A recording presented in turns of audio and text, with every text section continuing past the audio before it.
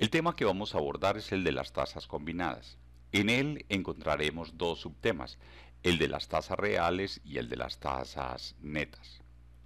¿Qué son las tasas combinadas o qué es la combinación de tasas? Básicamente es tener en cuenta dos eventos que están representados con tasas. Uno de los eventos es el financiero, la tasa de interés, y el otro es una situación económica.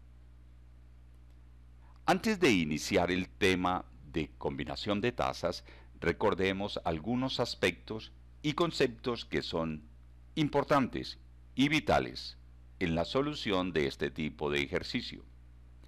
Las evaluaciones y comparaciones siempre se harán con tasas efectivas. Eso sí, si es un año buscaremos la tasa efectiva anual.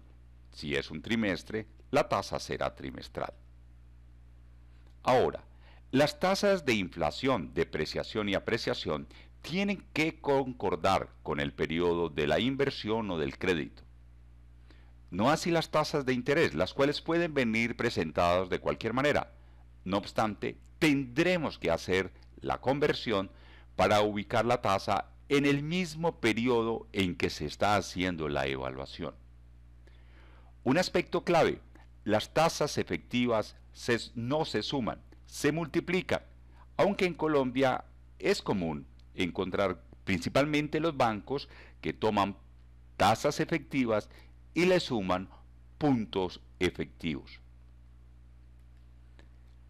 Unos asuntos que son clave en el desarrollo de los ejercicios de combinación de tasas y tiene que ver con su parte operativa. ¿Cómo calculo la variación o la tasa de un crecimiento? Hay varias formas. Esta es una muy común. El último dato menos el dato anterior o la base sobre el dato anterior o base.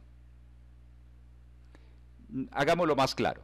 Si vamos a calcular la variación porcentual en ventas, lo podemos hacer de la siguiente manera.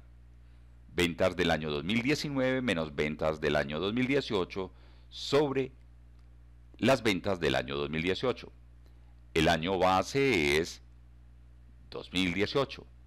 Es sobre 2018 que estoy mirando qué variación hubo.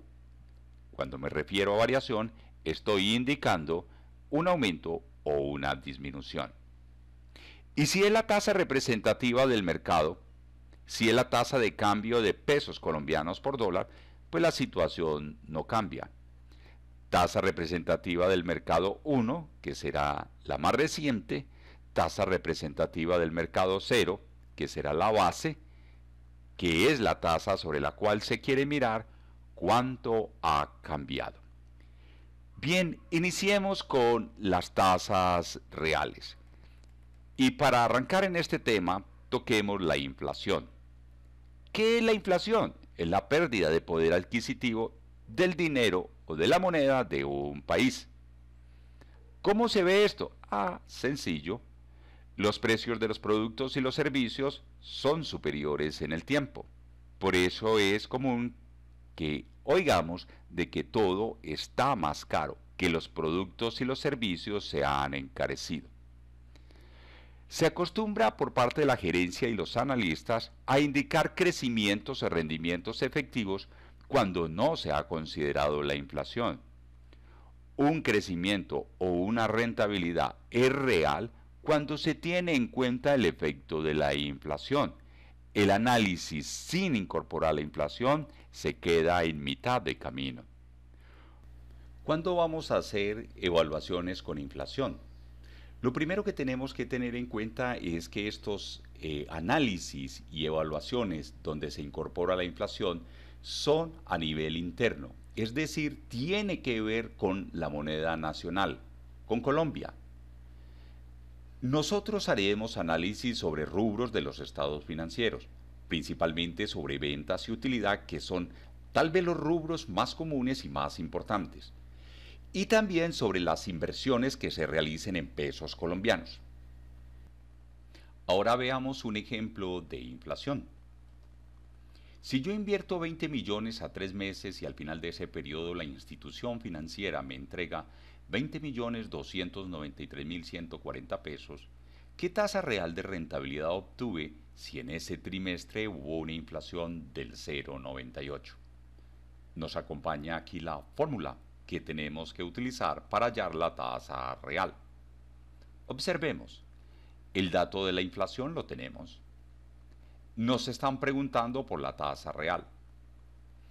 La tasa efectiva, que en este caso es la de un trimestre, no la tenemos.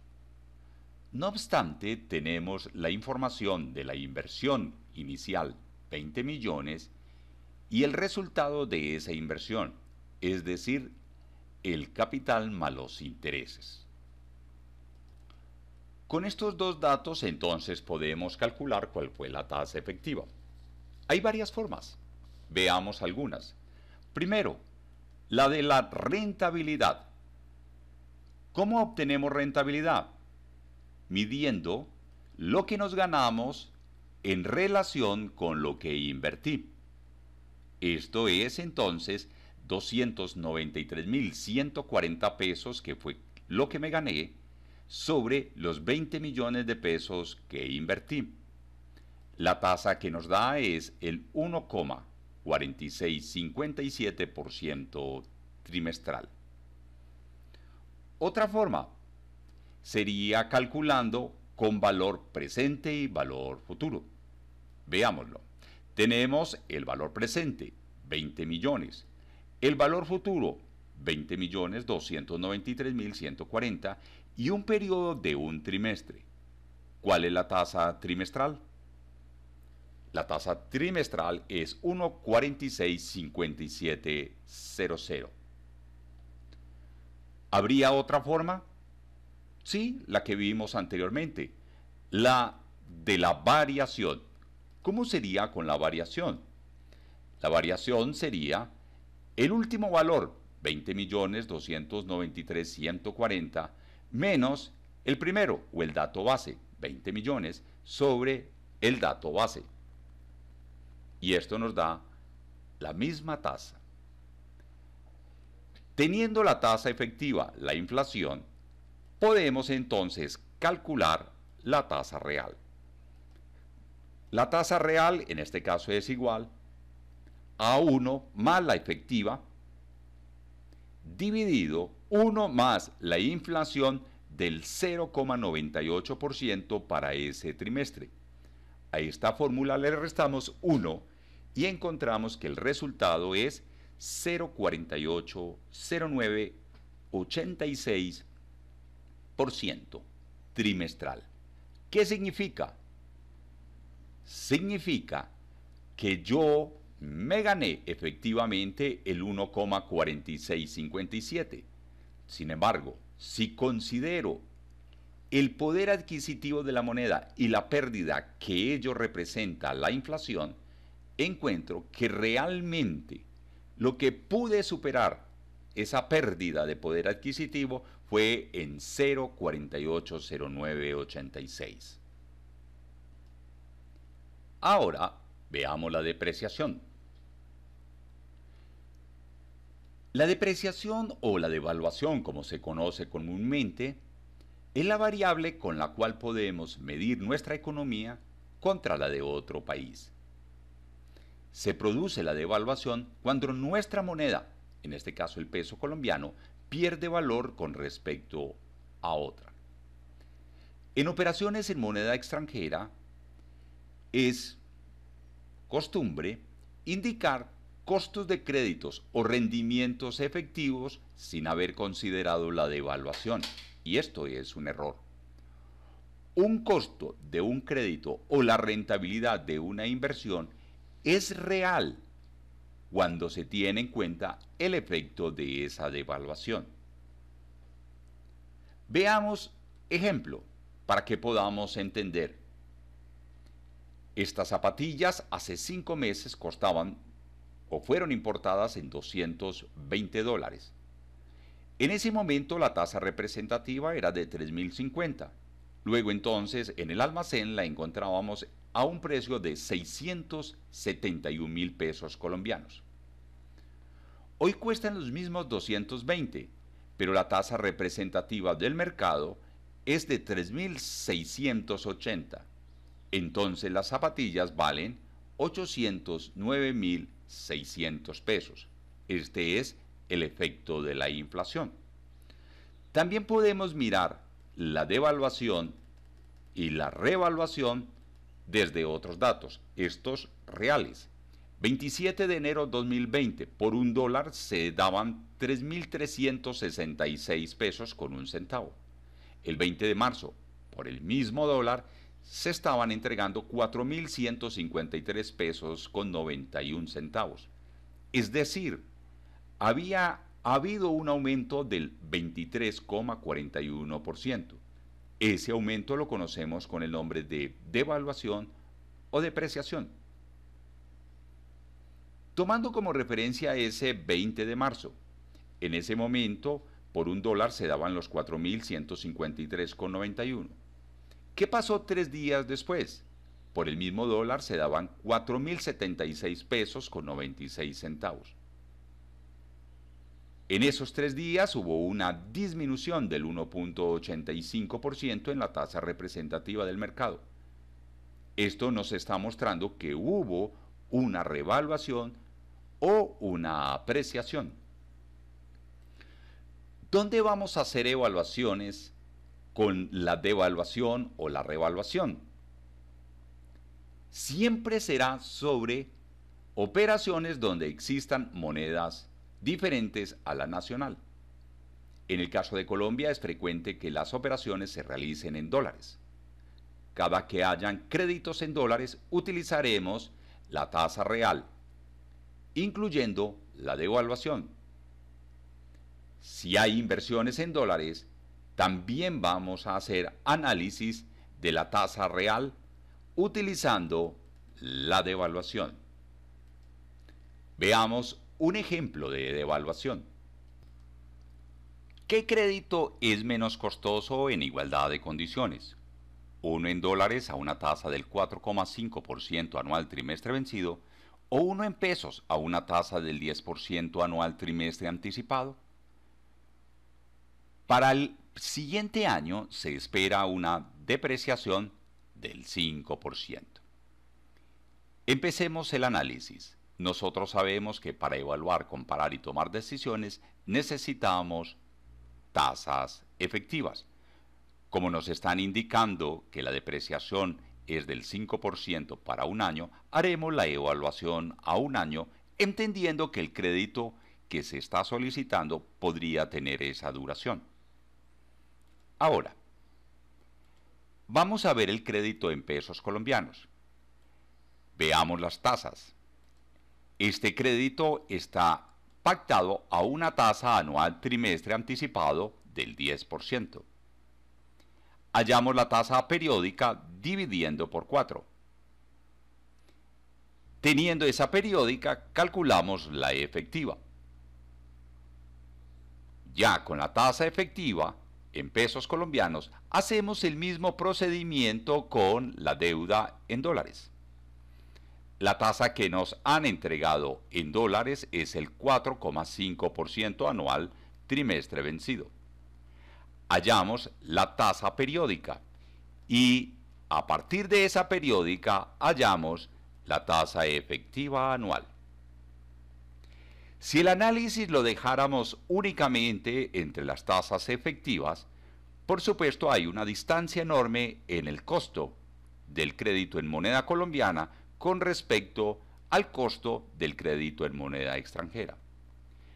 Pero si incorporamos la devaluación como se debe hacer, entonces encontramos que realmente el costo en moneda extranjera no es 4,576509, sino 9,80%.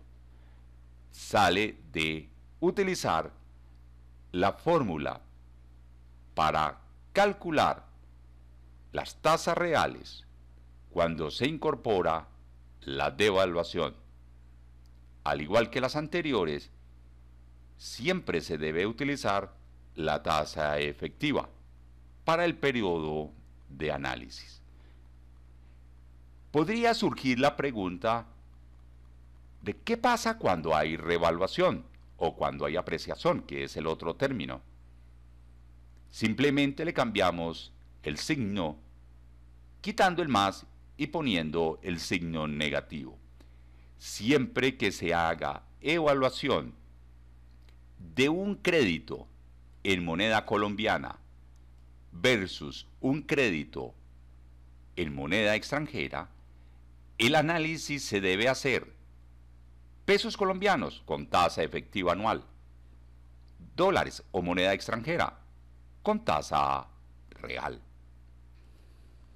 A continuación, las tasas netas.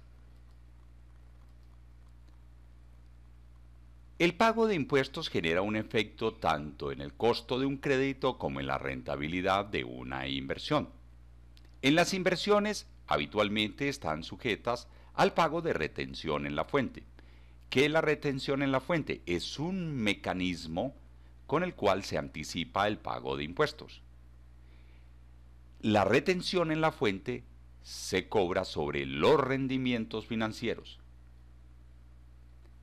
Si hay algo que afecte los rendimientos financieros, pues por supuesto que va a afectar la tasa efectiva de la inversión.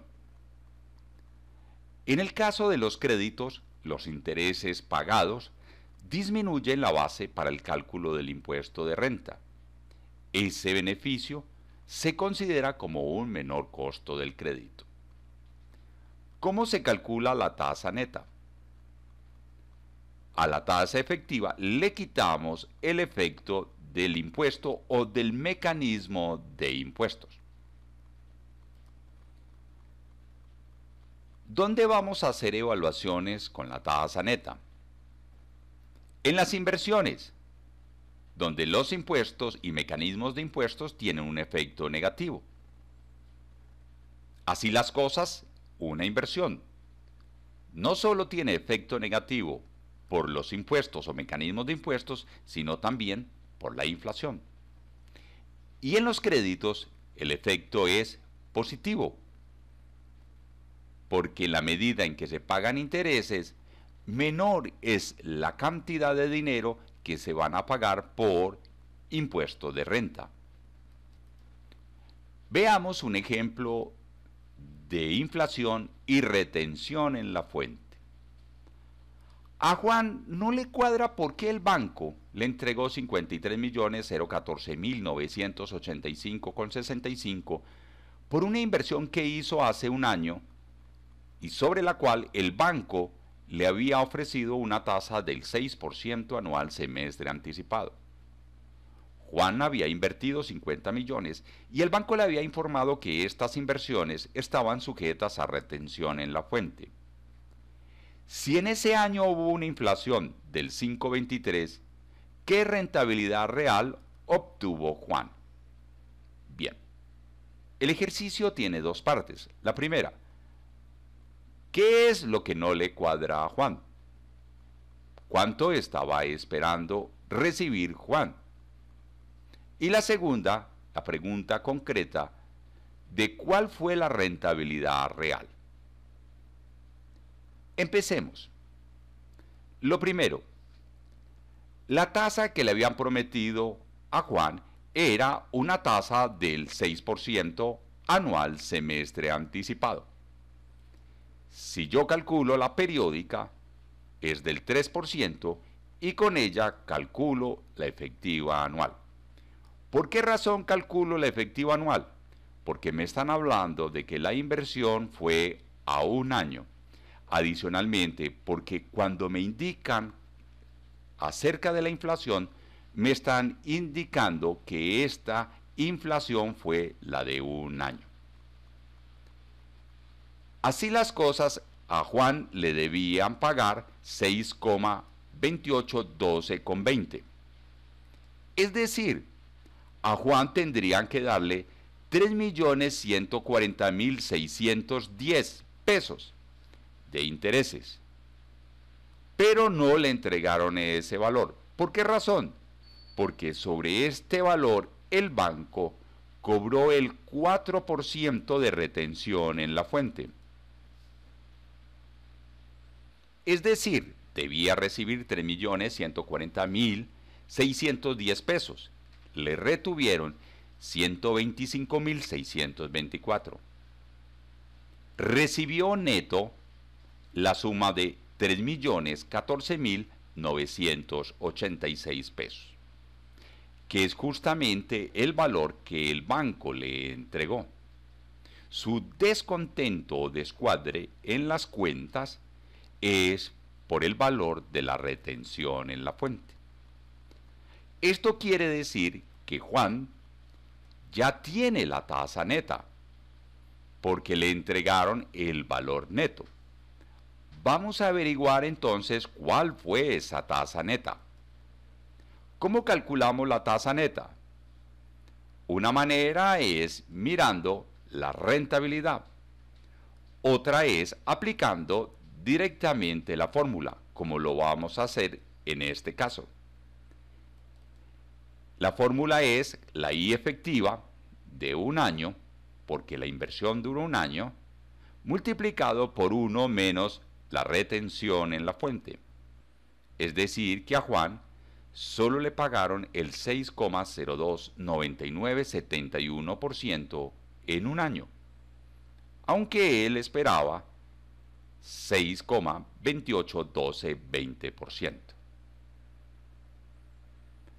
Ahora observemos otra forma de calcular esta tasa.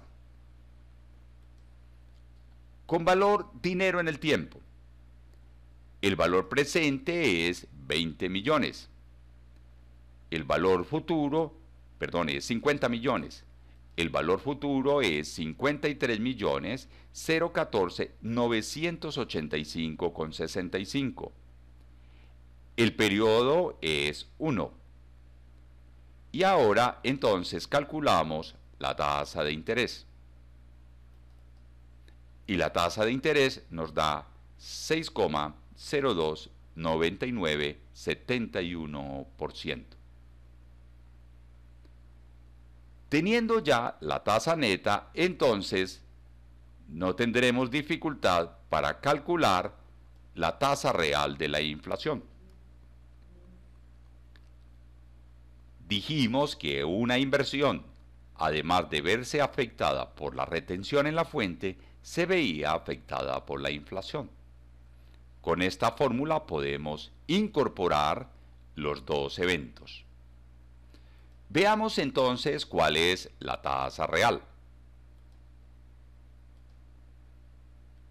Realmente Juan obtuvo una rentabilidad en el año de 0,76%. ¿Por qué? Efectivo le pagaron 6.28. Le retuvieron, lo cual le da una ganancia neta de 6,029971%. Pero al someter esta tasa a la inflación, encontramos entonces que su rentabilidad real solo fue del 0,76%. Podríamos decir que la inflación se comió buena parte de la rentabilidad.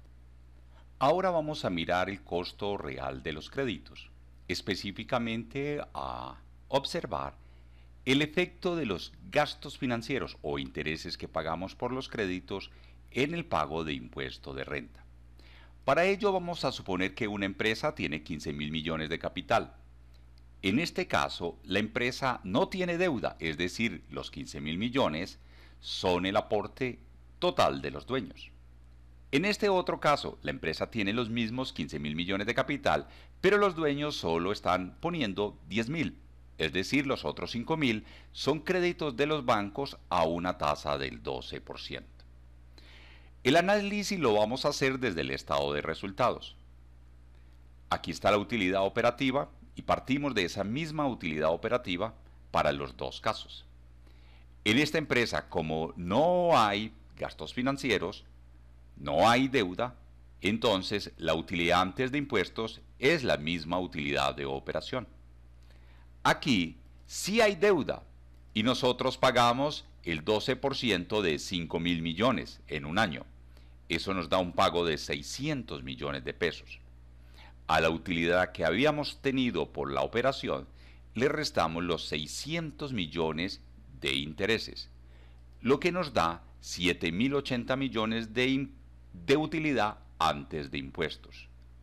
Sobre la utilidad antes de impuestos liquidamos el impuesto de renta. Supongamos que, y para efectos del ejercicio, que es del 30%. Eso significa entonces que en la empresa que no tiene deuda se pagarán 2.304 millones de impuestos, mientras que en la empresa que tiene deuda el pago de impuestos es de 2.124. Después del pago de impuestos, entonces miramos el resultado del ejercicio. Esta empresa queda con una utilidad de 5.376, mientras la empresa que tiene deuda queda con una utilidad de 4.956. Preguntas. ¿Quién tiene más utilidad? La empresa que no tiene deuda. ¿Quién tiene más riesgo? La empresa que no tiene deuda. Los dueños son dueños de la empresa en un 100%. Aquí no. La propiedad está compartida con los bancos. Pero ¿qué ocurre si hay quiebra? ¿Quién está asumiendo más riesgos? Estos que están asumiendo la totalidad del capital. Veamos ahora el pago de impuestos. Aquí se pagaron 2.304 y aquí 2.124. En esta empresa, la que tiene deuda, hay un ahorro de 180 millones en el pago de impuesto de renta. ¿Qué significa ese ahorro? Veámoslo en relación con el pago de intereses. Yo me ahorré 180 millones en impuestos y pagué 600 millones de intereses. Es decir, que por cada pesito que yo pagué de intereses, tuve un ahorro de 30 centavos en impuestos. Yo, por cada peso que pago de intereses, me ahorro 30 centavitos en impuestos. Eso significa que mi costo del crédito no es 12%. Hay un costo neto.